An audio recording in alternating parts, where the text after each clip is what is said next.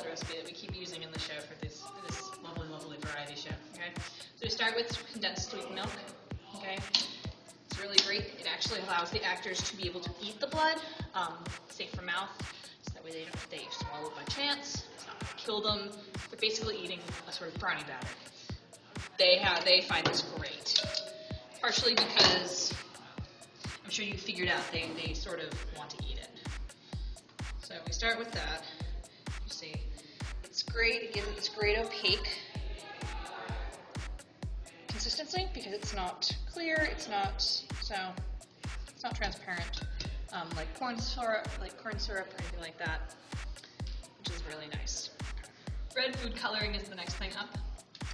So what we do is we just take it, and drop it in, and we put a whole lot. So that's a good bit there. Luckily, we still have more.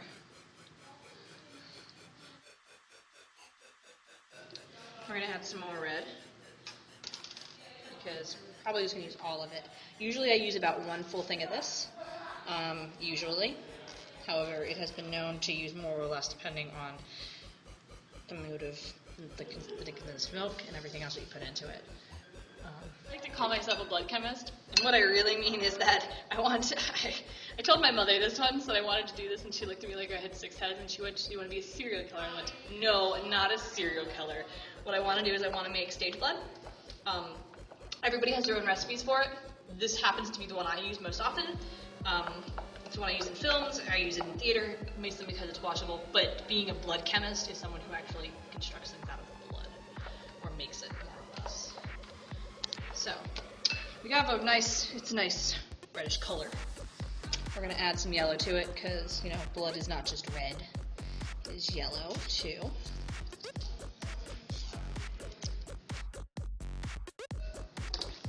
Because now we add a little bit of cocoa powder, or in this case, since we're out of cocoa powder for today, hot chocolate mix works just as well. Add the cocoa powder because that's going to darken it for us. We don't add all of it. We sort of sift it in. It also gives it a little bit more of a consistency. It also gives it that great chocolate taste that our cats seem to love. It's a darker color. It's a little bit more of a different consistency now, which is good. Still not done. Still not the perfect color. What we're going to do now is we're going to add a little bit of blue because your veins are not just yellow and red. There's blue, as you can see. So what we do is we add a little bit of blue in there. Not a whole lot, just a little bit.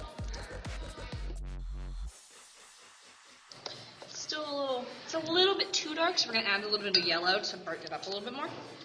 That's what you do.